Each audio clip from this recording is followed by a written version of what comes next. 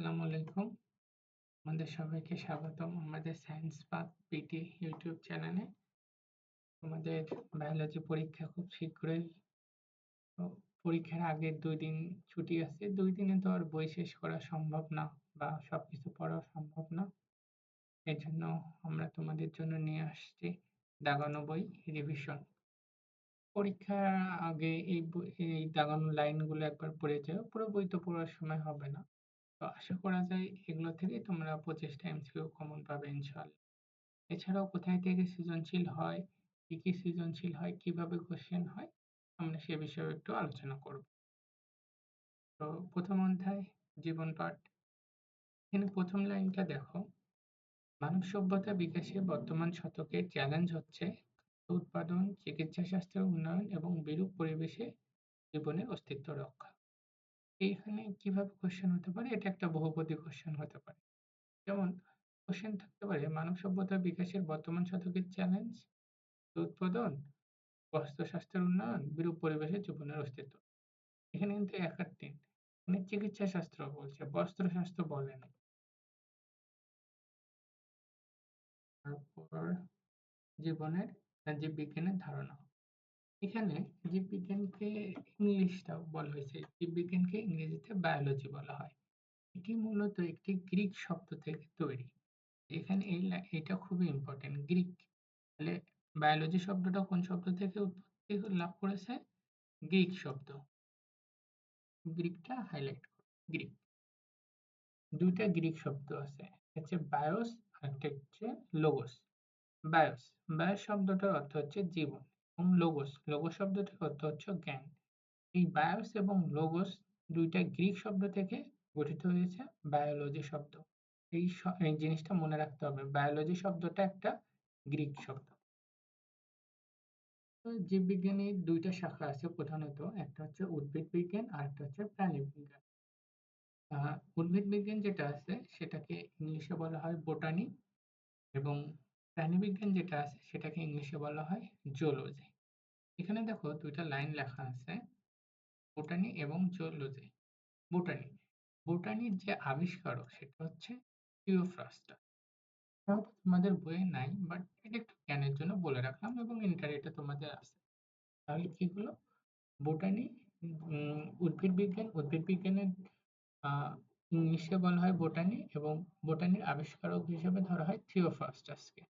এবং প্রাণীবিজ্ঞান এটাকে ইংলিশে বলা হয় জুওলজি। প্রাণীবিজ্ঞান, জুওলজি। এই জুওলজির আবিষ্কারক হিসেবে ধরা হয় অ্যারিস্টটলকে। অ্যারিস্টটল নামটা সবারই চেনা।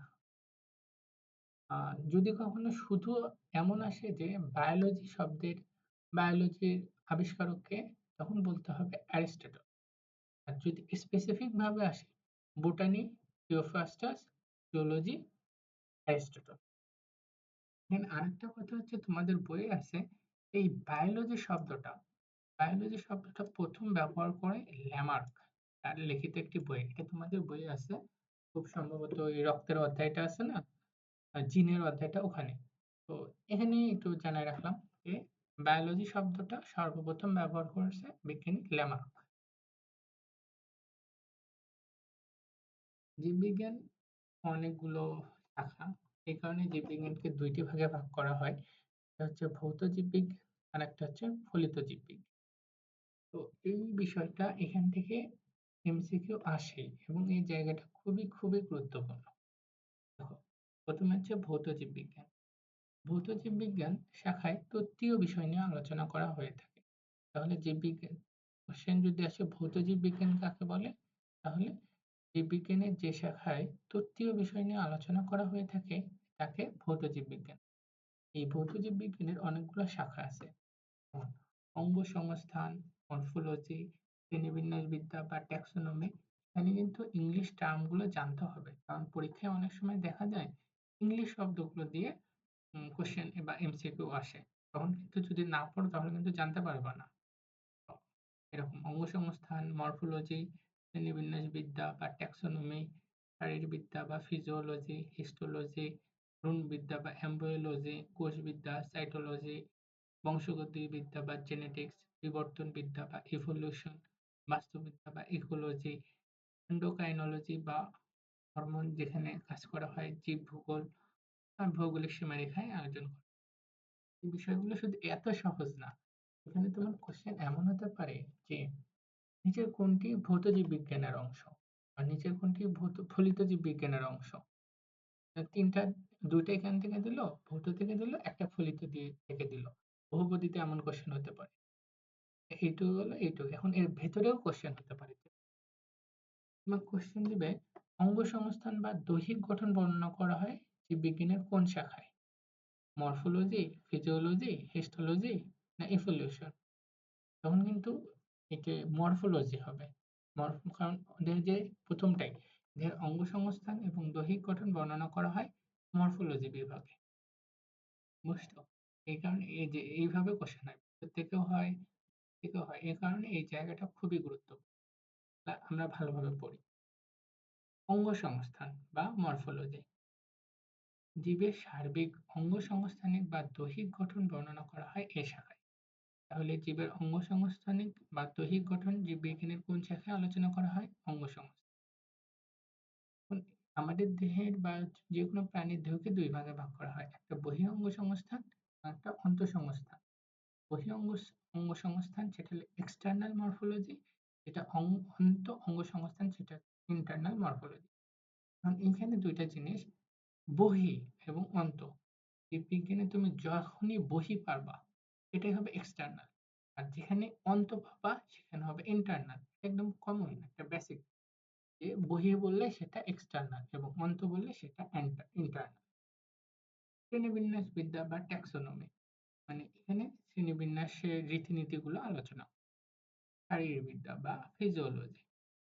তোমরা যারা মেডিকেলে পড়তে চাও, তখন যদি মেডিকেলে চান্স পাও দেখবা আমাদের ফার্স্ট ইয়ারে এই ফিজিওলজি নামে একটা সাবজেক্ট অনেক কঠিন।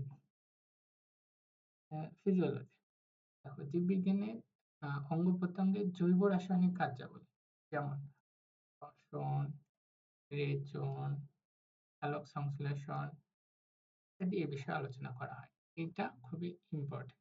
তোমার পরীক্ষায় এমন আসবে যে জীববিজ্ঞানের কোন শাখায় শ্বসন নিয়ে আলোচনা করা হয়? জীববিজ্ঞানের কোন শাখায় রেচন নিয়ে আলোচনা করা হয়? জীববিজ্ঞানের কোন শাখায় সালোক সংশ্লেষণ নিয়ে আলোচনা করা হয়? তো কি হবে? শারীরবিদ্যা বা ফিজিওলজি। কি হলো? জীবদেহের অঙ্গ-প্রত্যঙ্গের জৈব রাসায়নিক কার্যাদি যেমন শ্বসন, রেচন, সালোক সংশ্লেষণ ইত্যাদি বিষয় এ শাখায় আলোচনা করা হয়। আরেকবার কি, কি? শ্বসন, রেচন এবং সালোক সংশ্লেষণ। এই স্পেসিফিক ভাবে কিন্তু নাম ধরে আসবে। শ্বসন, রেচন, সালোক সংশ্লেষণ। যে সালোক সংশ্লেষণ জীববিজ্ঞানের কোন শাখায় আলোচনা করা হয়? শারীরবিদ্যা বা ফিজিওলজি। হিস্টোলজি বা টিস্যু এটা আমরা জানি। জীবদেহের টিস্যুসমূহের গঠন, বিন্যাস ও কার্যাবলী এ শাখায় আলোচনা করা হয়। ভ্রূণবিদ্যা বা এমব্রায়োলজি। জনন কোষের উৎপত্তি। দেখো ভ্রূণ মানে কি? ভ্রূণ মানে হচ্ছে একদম যেকোনো একটা যখন শুরু হয় সেটাকেই আমরা ভ্রূণ বলি সেরকম। জনন কোষের উৎপত্তি, নিষিক্ত জায়গোট থেকে ভ্রূণের সৃষ্টি, গঠন, পরিপুষ্প বিকাশ প্রভৃতি নিয়ে এ শাখায় আলোচনা করা হয়। কোষবিদ্যা বা সাইটোলজি। জীবদেহের কোষের গঠন, কার্যাবলী ও বিভাজন সম্পর্কে যাবতীয় আলোচনা এ শাখায় করা হয়। বংশগতিবিদ্যা বা জেনেটিক্স। জিন ও জিনের বংশগতি ধারা সম্পর্কে এ শাখায় আলোচনা। দেখো নামের সাথে বিষয় প্রত্যেকটা ধাপের কিন্তু মিল আছে। যেমন বংশগতিবিদ্যা, বংশগতি ধারা সম্পর্কে আলোচনা করা হয়। এইভাবে একটু রিলেট করে পড়বো। তাহলে পড়াটা মনে থাকবে। তারপরে দেখো বিবর্তন বিদ্যা বা ইভোলিউশন। পৃথিবীতে প্রাণের বিকাশ, জীবের বিবর্তন এবং ক্রম বিকাশের তথ্যসমূহের আলোচনা এ শাখার বিষয়। বাস্তুবিদ্যা বা ইকোলজি। জীবের আন্তঃসম্পর্ক, প্রাকৃতিক পরিবেশের সাথে জীবের আন্তঃসম্পর্ক নিয়ে আলোচনা করা হয়। প্রাকৃতিক পরিবেশের সাথে জীবের আন্তঃসম্পর্ক নিয়ে কোথায় আলোচনা করা হয়? বাস্তুবিদ্যা বা ইকোলজি। এন্ডোক্রাইনোলজি। এটা খুবই ইম্পর্টেন্ট একটা জিনিস। এন্ডোক্রাইনোলজি। এখানে হরমোন নিয়ে আলোচনা করা হয়। এটা পরীক্ষায় অনেক আসে এবং তোমরা যদি বিগত সালের কোশ্চেন সলভ করে থাকো দেখবে এটা অনেক জায়গায় আসছো। জীবদেহের হরমোন কার্যকারিতা বিষয়ক আলোচনা করা হয় কোথায়? এন্ডোক্রাইনোলজি। তাহলে কি হলো? জীবদেহের হরমোন নিয়ে কোথায় আলোচনা করা হয়? এন্ডোক্রাইনোলজি। জীব ভূগোল বা বায়োজিওগ্রাফি। এটা কিন্তু খুব সহজ মনে হয় কিন্তু এটা এখানে আসবে না। এখানে আসবে যে এই একটা কথা, এটা পরের পৃষ্ঠায় লুকানো আছে, এটা পরীক্ষায় আসবে যে অভিযোজন। তাহলে অভিযোজন সম্পর্কে কোথায় আলোচনা করা হয়েছে? অভিযোজন সম্পর্কে আলোচনা জীবভূগোল, বায়োজিওগ্রাফি। তাহলে জীবভূগোলে অভিযোজন সম্পর্কে কোথায় আলোচনা করা হয়েছে? বিষয়টা বুঝতে পারছি?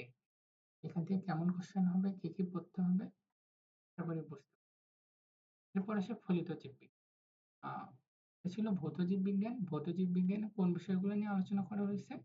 তত্ত্বীয় বিষয়গুলো নিয়ে আলোচনা করা হয়েছে। তো যেটা ফলিত জীববিজ্ঞান, এখানে জীবন সংশ্লিষ্ট প্রায়োগিক বিষয়গুলো নিয়ে আলোচনা করা হয়। ফলিত জীববিজ্ঞান কি? জীবন সংশ্লিষ্ট প্রায়োগিক বিষয়। আর তত্ত্বীয় বিষয় সেটা হচ্ছে যেখানে তত্ত্বীয় বিষয় নিয়ে আলোচনা করা যায় সেটা হচ্ছে ভৌত জীববিজ্ঞান। ক্লিয়ার? এখন এগুলো আমরা পড়ব না। কেন পড়ব না? এগুলো খুবই সহজ। আর আমি ওগুলো মুখস্থ করব যদি ওগুলোর বাহিরে আসবে যেগুলো, যে আমি যেগুলো চিনতেছি না, এগুলো হবে ফলিত। এ কারণে যদি আমি একটা ভালোভাবে পড়ি আরেকটা আমার ভালোভাবে পড়তে হবে। যেমন দেখো, জীবাশ্ম বিজ্ঞান, প্যালিওন্টোলজি, প্রাগৈতিহাসিক জীবের বিবরণ এবং জীবাশ্ম সম্পর্কিত বিজ্ঞান। জীব পরিসংখ্যান বিজ্ঞান, জীব পরিসংখ্যান বিষয়ক বিজ্ঞান, পরজীবী বিদ্যা বা প্যারাস প্যারাসাইটোলজি, মৎস্যবিজ্ঞান, ফিশারিজ, কীটতত্ত্ব বা এন্টোমোলজি। এটা একটু পরীক্ষায় মাঝে মধ্যে আসে। এটা একটু পড়ে রাখো ভালো করে। কীটতত্ত্ব বা এন্টোমোলজি। কীট পতঙ্গের জীবন, উপকারিতা, অপকারিতা, ক্ষয়ক্ষতি দমন ইত্যাদি সম্পর্কে। অণুজীব বিজ্ঞান, মাইক্রোবায়োলজি, নামটা সবাই শুনেছ। ভাইরাস, ব্যাকটেরিয়া নিয়ে আলোচনা করা হয়। কৃষি, এগ্রিকালচার, চিকিৎসা, মেডিকেল, জিন প্রযুক্তি, জেনেটিক ইঞ্জিনিয়ারিং, প্রাণ রসায়ন বা বায়োকেমিস্ট্রি। ওই যে বললাম না যে তোমরা যদি মেডিকেলে চান্স পাও, ফার্স্ট ইয়ারে দেখবা ফিজিওলজি আছে। এইরকম ফার্স্ট ইয়ারে একটা বায়োকেমিস্ট্রি নামেও সাবজেক্ট। জীবের প্রাণ রাসায়নিক কার্যাবলী, রোগ ইত্যাদি সম্পর্কিত বিজ্ঞান। পরিবেশ বিজ্ঞান, সামুদ্রিক বিজ্ঞান, বন বিজ্ঞান, জীব প্রযুক্তি, ফার্মেসি, যেখানে ওষুধ শিল্প এবং প্রযুক্তি নিয়ে আলোচনা করা হয়। বন্য প্রাণীবিদ্যা বা ইনফরমেটিক্স। দেখো এগুলো অতটা ইম্পর্টেন্ট না। ফলিত জীববিজ্ঞান এটা বেশি ইম্পর্টেন্ট না। আমার কাছে যেটা ইম্পর্টেন্ট সেটা হচ্ছে ভৌত জীববিজ্ঞান বা তত্ত্বীয় বিষয়। এগুলো যদি আমি ভালো করে পড়তে পারি, কোশ্চেন সাধারণত এখান থেকেই আসে। এবং এগুলো সবগুলো যদি আমি পড়ি তাহলে আমি এটা অটোমেটিক্যালি পাবো। হচ্ছে শ্রেণীবিন্যাস, জীবের শ্রেণীবিন্যাস। সাধারণত উদ্ভিদের প্রায় ৪ লক্ষ এবং প্রাণীর প্রায় ১৩ লক্ষ প্রজাতির নামকরণ ও বর্ণনা করা হয়েছে। এই সংখ্যাটা একটু মনে রাখতে হবে। কত? উদ্ভিদের প্রায় ৪ লক্ষ এবং প্রাণীর প্রায় ১৩ লক্ষ প্রজাতি নামকরণ ও বর্ণনা করা হয়েছে। তবে এই সংখ্যা এখনো চূড়ান্ত নয়। আরো অনেক উদ্ভিদ বা অনেক প্রাণী আছে যেগুলো আমরা চোখেই দেখি নাই আজ পর্যন্ত। শ্রেণীবিন্যাসে উল্লেখযোগ্য অবদান রেখেছেন সুইডিশ প্রকৃতিবিদ কারোলাস লিনিয়াস। এখানে বলছে সুইডিশ প্রকৃত। এই দেশটার নাম একটু মনে রাখতে হবে যে ক্যারোলাস লিনিয়াস কোন দেশের? সুইডিশ। সুইডিশ কিন্তু সুইজারল্যান্ড না। সুইডিশ হচ্ছে সুইডেন। সুইডেনের যারা অধিবাসী তাদেরকে বলা হয় সুইডিশ। তাহলে কি হলো? শ্রেণীবিন্যাসে উল্লেখযোগ্য অবদান কে রাখছেন? সুইডিশ প্রকৃতবিদ ক্যারোলাস লিনিয়াস। শ্রেণীবিন্যাসের উদ্দেশ্য, এটা খ নম্বরের জন্য খুবই ইম্পর্টেন্ট একটা কোশ্চেন। খ নম্বরে দেখবে প্রায়ই থাকে শ্রেণীবিন্যাসের উদ্দেশ্য কি? তখন এটা পুরোটা লিখতে হবে। শ্রেণীবিন্যাসের উদ্দেশ্য হলো প্রতিটি জীবের দল, উপদল সম্বন্ধে জ্ঞান আহরণ করা, জীবজগতের ভিন্নতার দিকে আলোকপাত করে আহরিত জ্ঞানকে সঠিকভাবে সংরক্ষণ করা, পূর্ণাঙ্গ জ্ঞানকে সংক্ষিপ্ত রূপে উপস্থাপন করা এবং প্রতিটি জীবকে শনাক্ত করে তার নামকরণের ব্যবস্থা করা। সর্বোপরি জীবজগৎ এবং মানব কল্যাণে প্রয়োজনীয় জীবগুলোকে শনাক্ত করে তাদের সংরক্ষণে সচেতন হওয়া। এই হচ্ছে জীবজগতের উদ্দেশ্য। এটা খ নম্বরের জন্য খুবই ইম্পর্টেন্ট। হচ্ছে জীবজগৎ। এই জীবজগৎ নিয়েই তো আমাদের পড়াশোনা। আচ্ছা দেখো, জীবজগৎকে কয়েকটা বিজ্ঞানী কয়েকভাবে ভাগ করে। আমরা খুব সহজভাবে এই বিষয়টা ক্লিয়ার ভাবে জানব। প্রথমে দেখো লেখা আছে কোষের ডিএনএ এবং আরএনএ প্রকারভেদ, জীবদেহে কোষের বৈশিষ্ট্য, কোষের সংখ্যা ও খাদ্যাভ্যাসের তথ্যপাত্রের উপর ভিত্তি করে আর.এইচ. হুইটেকার ১৯৬৯ সালে জীবজগৎকে ৫টি রাজ্যে ভাগ করার প্রস্তাব দেন। তো খুব সহজভাবে বোঝানো। ১৯৬৯ সালে আর.এইচ. হুইটেকার জীবজগৎকে ৫টি রাজ্যে ভাগ করছে। ক্লিয়ার? শেষ। কিন্তু এখানে একটা কোশ্চেন হয় যে আ বি কয়েকটা বিজ্ঞানী আছে তো, তার মধ্যে একটা কনফিউশন আছে যে ডিএনএ এর ভিত্তিতে বা যদি স্পেসিফিক ভাবে আসে, ডিএনএ এর ভিত্তিতে কে ভাগ করছে, আরএনএ এর ভিত্তিতে কে ভাগ করছে বা কোষের সংখ্যা বা খাদ্যাভ্যাসের তথ্যপত্রের উপর ভিত্তি করে কে ভাগ করছে, সবগুলার অ্যান্সার RH ওইটা। বোঝা গেছে? অন্যগুলা তেমন স্পেসিফিক নেই। কিন্তু তুমি যদি এটা না পড়ে থাকো তাহলে কিন্তু কনফিউশন হবে। এই যে একবার পড়ে নিলা আর কোন কনফিউশন হবে না। তাহলে কি হলো? কোষের ডিএনএ এবং আরএনএর প্রকারভেদ, জীবদেহে কোষের বৈশিষ্ট্য, কোষের সংখ্যা এবং খাদ্যাভ্যাসের তথ্যপাত্রের উপর ভিত্তি করে আর.এইচ. হুইটেকার ১৯৬৯ সালে, এই সালটা একটু মনে রাখো, হ্যাঁ? এটা পরীক্ষায় মাঝেমধ্যে আসে। আর.এইচ. হুইটেকার কত সালে 5 কিংডম ভাগ করছে? ১৯৬৯ সালে। জীবজগৎকে ৫ টি রাজ্য বা 5 কিংডমে ভাগ করছে।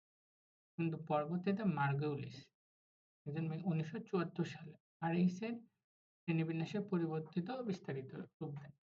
দেখো আর.এইচ. হুইটেকার ভাগ করছে ৫ টা। আর আর হুই উম আর.এইচ. হুইটেকার ভাগ করছে ৫ টা ভাগে, কিন্তু মার্গেউলিস এই ৫ টা ভাগকে ২ টা ভাগে ভাগ করছে। বিষয়টা হচ্ছে দেখো এই ৫ টা হচ্ছে আর.এইচ. হুইটেকার করছে। ক্লিয়ার? এবং এই আর.এইচ. হুইটেকার যে ৫ টা করছে, এই ৫ টাকে আবার মার্গেউলিস ২ টা ভাগে ভাগ করছে। কিভাবে? এই ৫ টার মধ্যে যেটা মোনেরা রাজ্য আছে, এটা নিয়ে উনি এটা বানাইছে সুপার কিংডম ১। আর বাকি ৪ টা নিয়ে বানাইছে সুপার কিংডম ২। এইভাবে। অবশ্যই স্পেসিফিক কোনো কারণেই তিনি এই কাজটা করছে। কি করছে? তিনি মনের রাজ্যকে শুধুমাত্র একটা রাজ্যকে সুপার কিংডম ১ এ রাখছে। কেন? কারণ এরা হচ্ছে আদিকোষ। আদিকোষ মানে কি? আদিকোষ মানে এদের নিউক্লিয়াস সুগঠিত নয়। এই কারণে তিনি এটাকে মনে রাখে সুপার কিংডম ১ বা প্রোক্যারিওটা রাজ্যে রাখে। এবং বাকি ৪ টা নিউক্লিয়াস সুগঠিত। এই কারণে এই ৪ টাকে তিনি সুপার কিংডম ২ বা ইউক্যারিওটা রাজ্যে, ক্লিয়ার? হ্যাঁ, তাহলে কি হলো? আর.এইচ. হুইটেকার ১৯৬৯ সালে জীবজগৎকে ৫ টি রাজ্যে ভাগ করছে। কিসের উপর ভিত্তি করে? ডিএনএ এর উপর ভিত্তি করে, আরএনএ এর উপর ভিত্তি করে, কোষের বৈশিষ্ট্য, কোষের সংখ্যা এবং খাদ্যাভ্যাসের তথ্যপাত্রের উপর ভিত্তি করে। আবার পরবর্তীতে ১৯৭৪ সালে মার্গৌলিস আর.এইচ. হুইটেকার ৫ টি রাজ্যকে ২ টি ভাগে ভাগ করছে। তিনি ১ম ভাগ মানে আ আর.এইচ. হুইটেকার ৫ টি রাজ্যের মধ্যে ১ম টা, এটাকে রাখছে সুপার কিংডম ১ বা প্রোক্যারিওটা। বাকি ৪ টাকে রাখছে সুপার কিংডম ২ বা ইউক্যারিওটা। ক্লিয়ার? একদম কনফিউশন হওয়ার কিছু নেই। এই যে সুপার কিংডম ১ বা প্রোক্যারিওটা এরা আদিকোষ। আর ১ম এই বলছিলাম আদিকোষ মানে নিউক্লিয়াস সুগঠিত নয়। এটার একমাত্র এবং ফিনোমিনাল মানে এক্সেপশনাল যে বৈশিষ্ট্য, মানে একটা বৈশিষ্ট্যই সবার থেকে আলাদা করে দেয়। এটা কি? এরা আদিকোষ বা নিউক্লিয়াস সুগঠিত নয়। তাহলে সুপার কিংডম ১ এর অন্তর্ভুক্ত কে? মনে রাখো।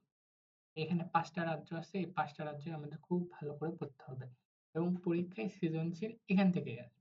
গ নাম্বারে তোমার এখান থেকে একটা সৃজনশীল পাবা। গ নাম্বারটা এমন হবে যে, যেকোনো একটা বৈশিষ্ট্য দাও। যেমন বলবে মনের রাজ্যের বৈশিষ্ট্য দাও বা একটা ব্যাকটেরিয়ার ছবি দেখি দেওয়া থাকবে। বলবে উপরে চিত্র ক নাম্বার চিত্রে তুমি কি দেখতে পাচ্ছ? যে ওই রাজ্যটা কোন রাজ্যের প্রাণী দেখতে পাচ্ছ? ওই রাজ্যের প্রাণীটার বৈশিষ্ট্য লেখো। তোমাকে মিনিমাম ৬ থেকে ৭ টা এখান থেকে বৈশিষ্ট্য লিখতে হবে। এগুলো একটু ভালো করে পয়েন্ট করে লিখবা পরীক্ষার খাতায়। এমনি ঢালাওভাবে লেখার থেকে লিখবা উপরে সর্বপ্রথম হচ্ছে কোশ্চেনটা শনাক্ত করবা। উপরের ক নং চিত্রে প্রাণীটি হচ্ছে ব্যাকটেরিয়া। ব্যাকটেরিয়া মনের রাজ্যের অন্তর্ভুক্ত। তারপর এটা লিখলে হচ্ছে মানে এটা তুমি আগে শনাক্ত করলা। শনাক্ত করার পর কোশ্চেনে যাবে বৈশিষ্ট্য লিখতে। তখন তুমি লিখবা নিচে মনের রাজ্যের বৈশিষ্ট্যগুলো লেখা হলো। ঠিক আছে? ৫ থেকে ৬ থেকে ৭ টা বৈশিষ্ট্য লিখে দিবা।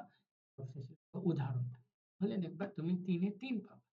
এখানে নাম্বার কাটার কোনো সুযোগই পাবে না। বুঝা গেছে?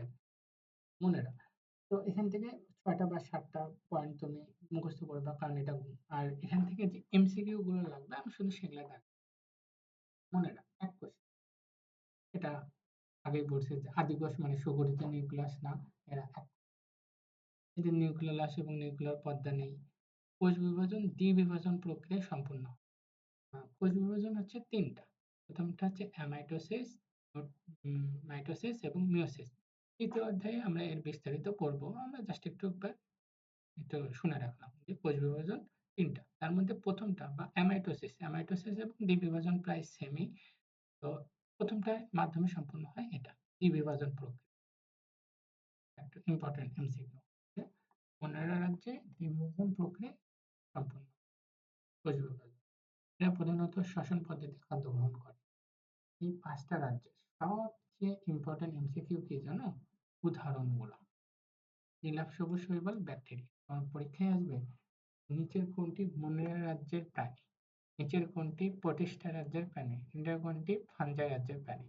উদাহরণগুলো মাস্ট। এগুলো এতটা ইম্পর্টেন্ট। তাহলে মোনেরা রাজ্যের উদাহরণ কি কি? নীলাভ সবুজ শৈবাল এবং ব্যাকটেরিয়া। খুব সুন্দর তুমি এইভাবে পড়ে গেলা। কিন্তু পরীক্ষার খাতায় এনে দেখলা নিচের কোনটি মোনেরা রাজ্যের প্রাণী? নীলাভ সবুজ শৈবালও নাই, ব্যাকটেরিয়াও নেই। কি দেওয়া আছে? নষ্ট। এখন কথা, এই নষ্টকটা কি আমি তো কোনো বইয়ে পড়ি নাই। আসলে যে এই নীলাভ সবুজ শৈবালটা আছে না, এটার ইংরেজি শব্দ হচ্ছে নষ্টক। দেখছো? কি করে রাখছে? এখানে নষ্টক লেখে নাই। যে এখানে লিখে রাখছে। পরীক্ষায় দিবে এটা। যাতে স্টুডেন্টরা ভুল, বুঝা গেছে? এখন যেন আর ভুল না হয়। তাহলে কি হলো? পুনের রাজ্য আ এরা দ্বিবিভাজন প্রক্রিয়ায় কোষ বিভাজন করে। মনোহর রাজ্যের উদাহরণ কি কি? নীলাভ সবুজ শৈবাল বা নষ্টক আর হচ্ছে ব্যাকটেরিয়া। ক্লিয়ার? তারপর সুপার কিংডম ২। এরা এই সুপার কিংডম ২ থেকে মানে ২ এর যে ৪ টা রাজ্য আছে, এই ৪ টা রাজ্যের প্রত্যেকটারই একটা কমন বৈশিষ্ট্য, এরা প্রকৃত নিউক্লিয়াস যুক্ত অর্থাৎ সুগঠিত নিউক্লিয়াস। প্রতিষ্ঠা রাজ্য, এখানে বৈশিষ্ট্যগুলো আছে, এখান থেকে ৬ টা বা ৭ টা বৈশিষ্ট্য পড়তেই হবে। কারণ পরীক্ষায় এগুলো আসবে যে প্রতিষ্ঠা রাজ্যের বৈশিষ্ট্য লেখো। তখন এখান থেকে মানে ৭ টা লিখতেই হবে। তো এমসিকিউ এর জন্য যে এরা মাইটোসিস কোষ বিভাজনের মাধ্যমে অযৌন প্রজনন ঘটে এবং কনজুগেশনের মাধ্যমে জৈবনিকভাবে ভিন্ন কিন্তু গঠনগতভাবে এক এরূপ দুটি গ্যামেটের মিলনের মাধ্যমে যৌন প্রজনন ঘটে। উদাহরণ: অ্যামিবা, প্যারামেসিয়াম, এককোষী বহুকোষী শৈবাল। এখান থেকে যে প্যারামেসিয়াম, এটা পরীক্ষায় অনেক, ঠিক আছে? যে প্রতিষ্ঠা রাজ্যের অন্তর্ভুক্ত কোনটা? প্যারামেসিয়াম। এই বিষয়গুলো আমরা আরেকবার আসবো, জাস্ট এমসিকিউ গুলো আমি একবার আগে দেখাই দেই। হচ্ছে ফানজাই। এরা হ্যাপ্লয়েড স্পোর দিয়ে বংশবৃদ্ধি করে। দেখো ৩ টার কিন্তু আলাদা হলো। কি কি? প্রথমটা মোনেরা। মোনেরায় কি হলো? দ্বিবিভাজন প্রক্রিয়া সম্পূর্ণ। সুপার প্রতিষ্ঠা। এটা কি? মাইটোসিস কোষ বিভাজন। তারপর হচ্ছে ফানজাই। এটা কি? হ্যাপ্লয়েড স্পোর দিয়ে বংশবৃদ্ধি। উদাহরণ কি কি? East, Penicillium. বিষয়গুলো কিন্তু আলাদা। খুব ভালো করে মনে রাখতে হবে। ঠিক আছে? তারপর হচ্ছে প্ল্যান্টে। এরা যৌন জনন অ্যানাইসোগ্যামাস অর্থাৎ এর আকৃতি অথবা শারীরবৃত্তীয় পার্থক্য বিশিষ্ট ভিন্নধর্মী দুইটি গ্যামেটের মিলনের মাধ্যমে যৌনচলন সম্পন্ন। এখানে এটা জ্ঞানমূলক কোশ্চেনও আসতে পারে যে অ্যানাইসোগ্যামাস কাকে বলে? তোর কি হবে? আকার আকৃতি অথবা শারীরবৃত্তীয় পার্থক্য বিশিষ্ট ভিন্নধর্মী দুইটি গ্যামেটের মিলনের মাধ্যমে যে জনন সম্পন্ন হয় তাকে অ্যানাইসোগ্যামাস বলে। এখান থেকে কিন্তু তোমাদের ৫ টা করে বা ৬-৭ টা করে বৈশিষ্ট্য মুখস্থ রাখতে হবে। পরীক্ষায় আসবে। তারপরে আছে হচ্ছে অ্যানিমেলিয়া। এদের কোষে, এরা তো হচ্ছে একদম প্রকৃত নিউক্লিয়াস বিশিষ্ট বহুকোষী প্রাণী। তো এদের তো কোনো কোষ প্রাচীর, প্লাস্টিড, কোষ গহ্বর থাকবে না। কারণ এগুলো হচ্ছে কোষ প্রাচীর, প্লাস্টিড, কোষ গহ্বর, এগুলো হচ্ছে উদ্ভিদের বৈশিষ্ট্য। তো প্রাণীদের তো এগুলো সাথে থাকবেই না। মানে মিলে না। এখন দেখো, এই যে এই ৫ টা রাজ্য আছে, এই ৫ টা রাজ্য কিভাবে পড়বে? খুব ভালো হয় ৫ টা রাজ্য এক পৃষ্ঠায় বা ওই যে একটা দাগ দিবা, দিয়ে ১ম মনেরা, তারপর প্রতিষ্ঠা, ফানজাই, তারপর হচ্ছে প্ল্যান্টি, তারপর অ্যানিমেলিয়া। ৫ টা মানে ৫ টা ভাগে ভাগ করবা। করে ১ নম্বর দিয়ে ১ নম্বর লিখবা যে ১ম টা লিখবা যে এটা প্রকৃত নিউক্লিয়াস এরা আদিকোষ বা নিউক্লিয়াস সুগঠিত নয়। পরের ৪ টে লিখবা এরা প্রকৃত কোষ বা সুগঠিত নিউক্লিয়াস যুক্ত। এইভাবে ৫ টা ভাগে ভাগ করে নিবা। তাহলে হবে কি? আর পড়তে অনেক সুবিধা হবে। জাস্ট অল্প কিছু পড়লে এই পড়াটা অনেক ভালোভাবে মুখস্থ। তারপরে লিখবা যে মনে রাখ এরা দ্বিবিভাজন প্রক্রিয়ায় কোষ বিভাজন করে। তো পরেরটা এরা হচ্ছে মাইটোসিস প্রক্রিয়ায় বিভাজনের মাধ্যমে অযৌন প্রজনন ঘটায়। তারপরেরটা হ্যাপ্লয়েড স্পোর দিয়ে বংশবৃদ্ধি করে। তারপরেরটা যৌন জনন অ্যানাইসোগামাস বা মাধ্যমে যৌন জনন ঘটে। তারপরেরটা লিখবা হচ্ছে এই যে আ হ্যাপ্লয়েড গ্যামেট সৃষ্টির মাধ্যমে যৌন জনন ঘটে। দেখবে তোমরা গাইড যদি থাকে গাইডে দেখবে এই ৫ টা অনেক সুন্দর করে দেওয়া আছে। একসাথে পার্থক্য আকার করে। ওইভাবে পড়লে পড়াটা অনেক ভালো মনে হবে। আচ্ছা এমন তো আমি বললাম ঘ নাম্বার কোয়েশ্চেন। এখান থেকে কিন্তু একটা সৃজনশীল হয়। নাম্বার কোয়েশ্চেনটা হয় যে ওইভাবে যে উপরে শনাক্তকরণ করে সেটার বৈশিষ্ট্য লিখতে বলে। নম্বরে বলে ২ টা দেওয়া থাকে বা ৩ টা দেওয়া থাকে যে কোনটার পর কোনটা উন্নত। মনে করো তোমার একটা সৃজনশীল দেওয়া আছে। যে একটা ব্যাকটেরিয়া, ব্যাকটেরিয়া দেওয়া আছে। তারপরে হচ্ছে একটা প্যারামেসিয়ামের ছবি দেওয়া আছে।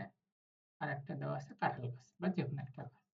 দিয়ে বলল ৩ টা রাজ্যের বা ৩ টা চিত্রের কোনটি বেশি উন্নত, কোনটি অনুন্নত এবং কোনটি নিম্ন মানে মধ্যস্থ।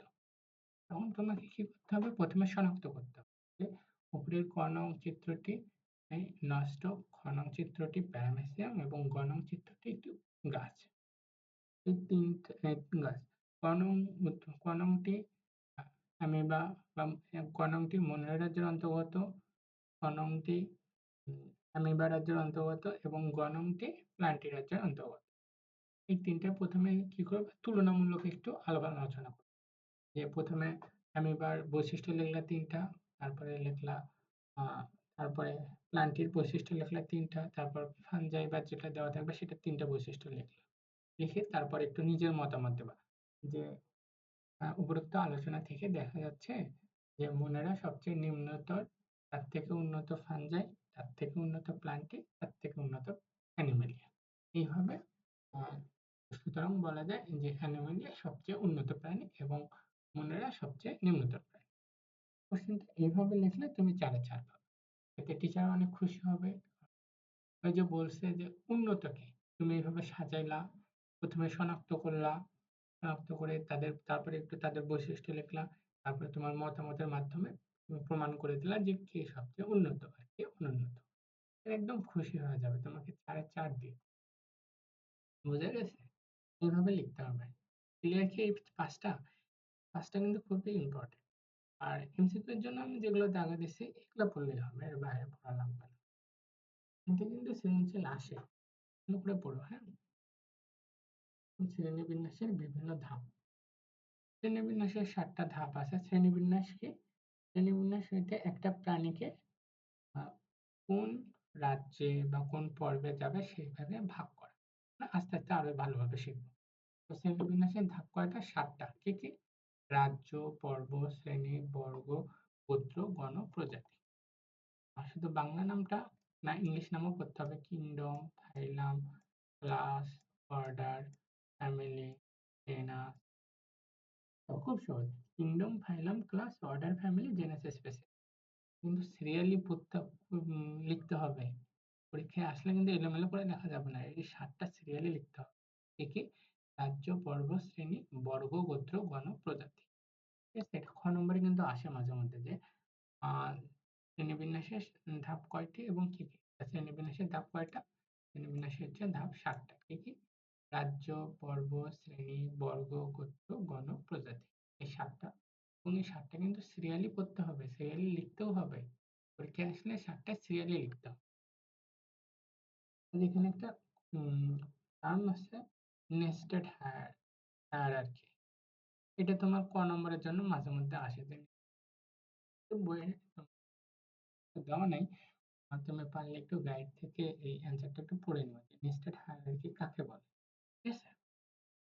এখানে একটা দেখো কোয়েশ্চেন আছে যে মানুষের মানুষকে মানুষের শ্রেণীবিভাগ কিভাবে করছে? মানুষ কোন পর্ব, কোন গোত্র, কোন গণ, কোন প্রজাতি উম দোয়া করো যাতে কোয়েশ্চেন এত কঠিন না হয়।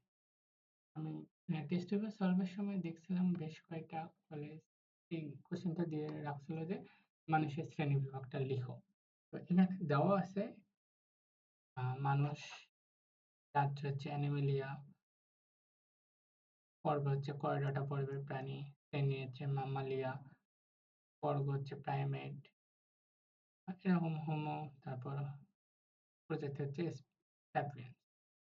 তো এটা একদম কঠিন কোশ্চেন হলে আসবে, কিন্তু সাধারণত এটা আসে না। ঠিক আছে? এখন দ্বিপদ নামকরণ পদ্ধতি। এইটা খ নম্বরের জন্য খুবই ইম্পর্টেন্ট যে দ্বিপদ নামকরণ পদ্ধতি বলতে কি বোঝো? আর যেখানে এটুকু আছে এই পর্যন্ত লিখলেই হবে। কি বলছে? একটি জীবের বৈজ্ঞানিক নাম দুইটি অংশ বা পদ নিয়ে গঠিত। প্রথম অংশটি তার গণের নাম, দ্বিতীয় অংশটি তার প্রজাতির নাম। যেমন গোল আলুর বৈজ্ঞানিক নাম সোলানাম টিউবারসাম। এখানে সোলানাম তার গণনাম এবং টিউবারসাম তার প্রজাতির নাম। এইরূপ দুইটি পদ নিয়ে গঠিত নামকে দ্বিপদ নাম বলে এবং এই নামকরণের প্রক্রিয়াকে দ্বিপদ নামকরণ পদ্ধতি বলা হয়। Binomial nomenclature. দ্বিপদ নামকরণ পদ্ধতি বলতে কি বোঝো? আসলে খ নম্বরের জন্য এটুকু তোমাকে লিখতেই হবে এবং এটা খুবই সহজ। ঠিক আছে?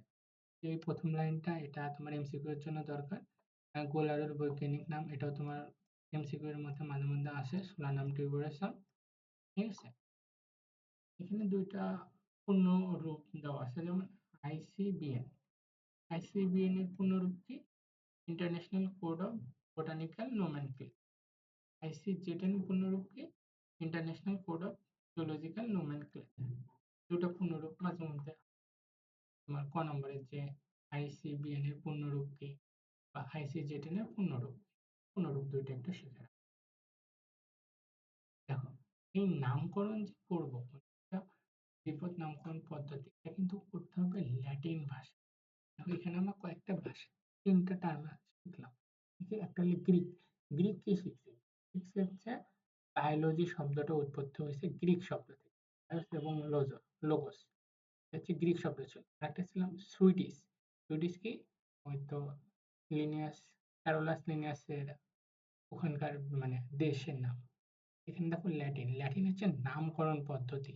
এলোমেলো করা যাবে না কিন্তু, মনে রাখো ভালো করে। ল্যাটিন, ল্যাটিন ভাষায় বৈজ্ঞানিক নাম লিখতে হয়। আর বায়োস এবং লোগোস এই দুটো ছিল গ্রিক শব্দ। বায়োলজি শব্দটা গ্রিক শব্দ। 1953 সালে সুইডিশ বিজ্ঞানী ক্যারোলাস লিনিয়াস স্পেসিস প্ল্যান্টেনাম নামক বইটি রচনা করেন। তাহলে এখানে কি হলো? স্পেসিস প্ল্যান্টেনাম বইটি কার রচিত? Carolus Linnaeus. কত সালে প্রকাশিত হয়েছে? 1953 সালে। ঠিক আছে? কি হলো? স্পেসিস প্ল্যান্টেনাম বইটি কার? Carolus Linnaeus. সাধারণত এটা এমসিকিউ আসে যে স্পেসিস প্ল্যান্টেনাম বইটির লেখক কে? প্ল্যান্টেরাম বইটির রচয়িতা কে? Carolus Linnaeus. তিনি এই স্পেসিস প্ল্যান্টেরাম বইয়ে প্রথম দ্বিপদ নামকরণ পদ্ধতি প্রবর্তন করেন এবং গণ ও প্রজাতির সংজ্ঞা দেন। তাহলে গণ ও প্রজাতির সংজ্ঞা কে দেন? Carolus Linnaeus. তিনি প্রথম এই বইটা স্পেসিস প্ল্যান্টেরাম বইয়ে শ্রেণী, বর্গ, গণ, প্রজাতি এই ধাপগুলো ব্যবহার করেন। দেখো এখানে কিন্তু চারটা আছে, শ্রেণী, বর্গ, গণ, প্রজাতি। গোত্র কিন্তু নাই। ওই বহুপদী এমসিকিউ গুলো আসছে না, এগুলো মাঝে মাঝে কেন জানি দিয়ে দেয় যে নিচে কোনটি ক্যারোলাস লিনিয়াস বা স্পেসিস প্ল্যান্টেরাম বইয়ে উল্লেখ আছে, শ্রেণী, বর্গ, গোত্র। কিন্তু গোত্র কিন্তু দেখো এখানে কিন্তু গোত্র বলা হয়নি। শ্রেণী আছে, বর্গ আছে, গণ আছে, প্রজাতি আছে, গোত্র কিন্তু নাই। বিষয়টা একটু খেয়াল রাখবা, যদি আমার কোশ্চেন আসে ভালো করে খেয়াল করে অ্যান্সার দিতে হবে। তাহলে কি হলো? ক্যারোলাস লিনিয়াস স্পেসিস প্ল্যান্টেরাম বইটি রচনা করেন এবং তিনি এই বইয়ে প্রথম গণ ও প্রজাতির সংজ্ঞা দেন এবং এই গ্রন্থে তিনি শ্রেণী, বর্গ, গণ, প্রজাতি ধাপগুলো ব্যবহার করেন। গোত্র কিন্তু না। ক্লিয়ার? তো তিনি এই বইয়ে কয়েকটা মানে ধাপ বলছে, ১, ২, ৫, ৬, ৭, ৮টা। এই ৮টা ভাবে প্রত্যেকটা জীবের নামকরণ করা হয়। এটা তোমার সৃজনশীলে আসে। ঘ নম্বরে এটা আসে। দেখো, এই অধ্যায় থেকে ২ জায়গা থেকে সৃজনশীল হয়। প্রথমটা হচ্ছে ওই যে ৫টা রাজ্য, ওই রাজ্য থেকে সৃজনশীল হইতে পারে। আর সেকেন্ড হচ্ছে যে দ্বিপদ নামকরণ পদ্ধতি, এখান থেকে সৃজনশীল হইতে পারে। এই অধ্যায় থেকে আজীবন যত সৃজনশীল হয়ে আসছে এই ২ জায়গা থেকে হয়। বুঝতে পারছো? প্রথমটা হচ্ছে ওই রাজ্যগুলো থেকে, দ্বিতীয়টা হচ্ছে তিব্বত নামকরণ পদ্ধতি। যদি তিব্বত নামকরণ পদ্ধতি থেকে কোশ্চেন হয় তাহলে যে এই ৮ টা আসবেই যে তিব্বত নামকরণ পদ্ধতিগুলো লেখো বা যে ধাপগুলো আছে ধাপগুলো লিখো। তো প্রথম ধাপটাই আছে নামকরণ অবশ্যই ল্যাটিন ভাষায় করতে হবে। দ্বিতীয়টা আছে যে বৈজ্ঞানিক নামের ২ টা অংশ থাকবে। প্রথমটার গণনাম, দ্বিতীয়টার প্রজাতির নাম। যেমন রুই মাছের বৈজ্ঞানিক নাম লাবিও রোহিটা। এগুলো কিন্তু পরীক্ষায় আসে যে রুই মাছের এমসিকিউ এর জন্য। এই রুই মাছের বৈজ্ঞানিক নাম নিচের কোনটি? লাবিও রোহিটা। ঠিক আছে? তারপরে যে পিঁয়াজ, ইলিয়াম সেপা। বৈজ্ঞানিক নামের প্রথম অক্ষর বড় অক্ষর হবে, বাকিগুলো ছোট অক্ষর হবে। পিয়াস, ইলিয়াম সেপা, সিংহ, প্যান্থেরালিয়ম। তারপরে বৈজ্ঞানিক নাম মুদ্রণের সময় সর্বদা ইটালিক অক্ষরে লিখতে হবে। দেখো এখানে কিন্তু আবার বলছে ইটালিক অক্ষরে লিখতে হবে। কিন্তু দেখো নামকরণ যেটা সেটা হবে ল্যাটিনে। বাট লেখার সময় আমরা লিখবো ইটালিক। ইটালিক লেখা মানে একটু বেঁকে বেঁকে লেখা যায়, একটু বাঁকা বাঁকা করে। তাহলে কি হলো দেখো নামকরণটা হইতেছে ল্যাটিন নামকরণ হইতেছে। বাট লেখার সময় আমরা লিখবো ইটালিক। একদম গোলমেল করা যাবে না কিন্তু। লিখতে হবে ল্যাটিন ভাষায়। সরি, নামকরণ হবে ল্যাটিন ভাষায়। আর লেখার সময় লিখবো ইটালিক। ক্লিয়ার? আরেকবার। নামকরণ হবে ল্যাটিন ভাষায়। কিন্তু লেখার সময় লিখবো ইটালিক। ঠিক আছে? তারপর ধান, পারাইজা স্যাটিভা, কাতলা মাছ, কাতলা কাতলা। ক্লিয়ার? এই বৈজ্ঞানিক নামগুলো কিন্তু পড়তে হবে। তারপরে আছে হাতে লেখার সময় গণ ও প্রজাতির নামের নিচে আলাদা করে দাগ দিতে হবে। দেখো যখন খাতায় লিখবা তখন এই যে অরাইজা স্যাটিভা লিখলা, একে এটা প্রত্যেকটার নিচে আলাদা আলাদা করে কিন্তু টান দিতে হবে। এই যে দেখো একটু বাঁকা করেও লিখতে হবে, না হলে কিন্তু টিচার কাটা দেবে। ক্লিয়ার? এখানে আরেকটা রুলস আছে। তারপরে যে এখানে দেখো এইচ নাম্বার, এখানে যিনি প্রথম কোনো জীবের বিজ্ঞানসম্মত নাম দেবেন তার নাম প্রকাশের সাল সহ উক্ত জীবের বৈজ্ঞানিক নামের শেষে সংক্ষেপে সংযোজন করতে হবে। যেমন হোমো স্যাপিয়েন্স, এটা হোমো স্যাপিয়েন্স মানুষের বৈজ্ঞানিক নাম। এটা কে দিছে? লিনিয়াস, একটা অক্ষর আছে। কত সালে? ১৯৭৪ ১৯৭৮ ৫৮ সালে। মানে কোনো বিজ্ঞানী যখন একটা প্রাণীর বা উদ্ভিদের নামকরণ করবে তখন ওই বিজ্ঞানীর নামের একটা অক্ষর দিতে হবে এবং কত সালে এই নামকরণটা করছে সেটা লিখতে হবে। তোমার পরীক্ষার খাতায় লেখার সময় লিখতে হবে না, জাস্ট এই পর্যন্ত লিখবা উদাহরণ সহ। অন্যান্য সময় লিখতে হবে না। যখন তুমি এই ৮ টা লিখতে যাবা তখন কিন্তু এটা লিখতে হবে যে যিনি প্রথম কোনো জীবের বিজ্ঞানসম্মত নাম দেবেন তার নাম প্রকাশের সালসহ উক্ত জীবের বৈজ্ঞানিক নামের শেষে সংক্ষেপে সংযোজন করতে হবে। যেমন হোমো স্যাপিয়েন্স, এই নামকরণ কে করছে? লিনিয়াস। কত সালে? ১৯৫৮ সালে। অরাইজা স্যাটিভা, এটা কিসের বৈজ্ঞানিক নাম? এটা হচ্ছে ধানের। এটাও কে দিছে? লিনিয়াস। কত সালে? ১৭৫৩ সালে। দেখো অরাইজা স্যাটিভা, লিনিয়াস ১৭৫৩ সালে। তাহলে আগে কোনটা দিছে? আগে কিন্তু এটাই দিছে, ধানের বৈজ্ঞানিক নামটাই দিছে। তারপরে কিন্তু মানুষের ১৯৫৮ কি হলো? অরাইজা সেটিভা, ধানের বৈজ্ঞানিক নাম। কে আবিষ্কার করছে এটা? লিনিয়াস। কত সালে? ১৭৫৩ সালে। হোমো স্যাপিয়েন্স, এটা কত সালে? ১৭৫৮ সালে। এই সালটাও মাঝে মধ্যে পরীক্ষায় এমসিকিউতে চলে আসে কিন্তু। একটু একটু পড়ে রাখো, হ্যাঁ? এখানে কয়েকটি জীবের বৈজ্ঞানিক নাম দেওয়া আছে। এগুলো মুখস্থ করতে হবে না, জাস্ট পরীক্ষায় আসলে যেন তুমি লিখতে পারো। সেই জন্য একদম নিজের মতো করে যেভাবে পারো সেভাবে জাস্ট মনে রাখো যে ধানের সাথে এটা, পাটের সাথে এটা, আমের সাথে এটা, কাঁঠালের সাথে এটা, শাপলা এটা, জবা এটা। জাস্ট নিজের মতো করে। এখানে কিন্তু তোমাকে কেউ পড়া ধরতে যাচ্ছে না। তোমাকে এমসিকিউ এখানে তো লিখিতও আসে না। লিখিত যদি তুমি ২-১ টা দিতে যাও ছোট, ছোট দিবা। যেমন ওই যে অরাইজা স্যাটিভা, কাটলা কাটলা, অ্যালিয়াম সেপা, প্যান্থারালিও, এগুলো লিখবা ছোট, ছোট গুলো। যেমন ওই যে লাবিও রোহিটা। এই কঠিনগুলো তোমার লেখার দরকার নেই। এগুলো তোমার কাছ থেকে শুনতে যাবে না। তুমি জাস্ট যাতে তুমি এমসিকিউ এর সাথে মিলাইতে পারো সেই হিসেবে পড়বা। একদম নিজের মতো করে। যদি তুমি পারো যে একটা করে শব্দ মনে রাখবা তাও হবে। যেমন ধান, অরাইজা স্যাটিভা, পাট, ফরফরাস ক্যাপসুলারিস। তুমি শুধু বললে পাট ক্যাপসুলারিস। ঠিক আছে? দেখো পাট থেকে চট হয়। এই কারণে আমরা মনে রাখলাম চট, চট মানে জাস্ট মনে রাখার বিষয়টা। যেমন দেখো পাট, পাট থেকে কি হয়? চট বানায় না? আমরা এখানে ১ম টা লিখলাম চট। মনে রাখলাম চট, চট, চট পুরো পড়লাম। পাট, চট, পাট, চট এইভাবে মনে রাখলাম। জাস্ট পরীক্ষার হলে আমার এমসিকিউটা দাগাইতে হবে। পুরো ১ নম্বর কিন্তু এটার থাকবে। পাটের বৈজ্ঞানিক নাম কি? আমি তো জানি পাট থেকে চট হয় তার মানে চড়ের জাতীয় কিছু হবে যে চট। ঠিক আছে? কিন্তু এটার সঠিক উচ্চারণ কিন্তু হবে কর্করাস ক্যাপসুলারিস। বোঝা গেছে? ঠিক আছে, এরকম। আম, ম্যাঙ্গিফেরা এটা সহজ। কাঁঠাল, হার্টোকার্পাস হেটেরোফাইলাস। কাঁঠাল, কাঁঠাল আমি খাই না। আমি কাঁঠাল হেট করি। এ কারণে কি? হেটেরোফাইলাস। কাঁঠাল আমি খাই না। কি করি? হেট করি। এ কারণে হেটেরোফাইলাস। জাস্ট তুমি কোনো রকমে মনে রাখো ভাই। তোমাকে এখানে কেউ পড়া ধরতে যাচ্ছে না। তোমাকে এটা লেখাও লাগবে না। তোমার জাস্ট এমসিকিউ পরীক্ষায় আসবে। কাঁঠালের বৈজ্ঞানিক নাম কি? তুমি এটা মনে রাখবে কিভাবে? আমি কাঁঠাল খাই না, আমি কাঁঠাল হেট করি। তার মানে কি? হেটেরোফাইলাস কোথায় আছে? সেটাই কাঁঠাল। শাপলা, নাইমফিয়া, নওচালি, নাইম দেখো, নাইমফিয়া ফুল, শাপলা একটা ফুল, ফিয়া ফুল, জবা, হিবিস্কাস, রোজা, সাইনেনসিস, সাইনেনসিস বা হিবিস্কাস, জবা যেকোনো একটা দিয়ে মনে রাখবা। কলেরা জীবাণু, টাইফয়েড কলেরা আছে, ম্যালেরিয়া জীবাণু, প্লাজমোডিয়াম। এটা ম্যালেরিয়া প্লাজমোডিয়াম এটা তোমরা পড়ো। এটা মুখস্থ করো। কারণ এটা তোমাদের পরবর্তীতে অনেক বেশি কাজে লাগবে। ম্যালেরিয়া জীবাণু, প্লাজমোডিয়াম, ভাইরাক্স। আরশোলা, পেরিপ্ল্যানেটা আমেরিকানা। তারপর মৌমাছি অ্যাপিস ইন্ডিকা, মৌমাছি অ্যাপিস মনে রাখলা। ইলিশ, ট্যানুলাস ইলিশা নাম আছে। কোনোব্যাং, ডট্রোফাইনাস মেলানোস্টিকটাস বা বুফো মেলানোস্টিকটাস। ভাই তুমি জাস্ট যেভাবে পারো মিলায় একটু মনে রাখো। দোয়েল, কপসাইকাস, সলোরিস, টাইগার, টাইগার আছে মানুষ হোমোসাপিয়েন্স তো জানো। এরকম। তুমি জাস্ট এই পাশেরটার সাথে এই পাশেরটা কোনো একটা সম্পর্ক নির্ণয় করো। যে এটা আর এটা এই সম্পর্ক আমি এইভাবে মনে রাখলাম। তাহলেই হবে। জাস্ট তোমাকে এমসিকিউটা দাগানো। আর কোনো কিছু না কিন্তু। তোমাকে কেউ পড়া ধরবেও না, তোমার এগুলো লিখতেও হবে না। জাস্ট তুমি এমসিকিউটা পূরণ করবা। ঠিক আছে? যেকোনোভাবে জাস্ট তোমার মনে রাখলেই হলো।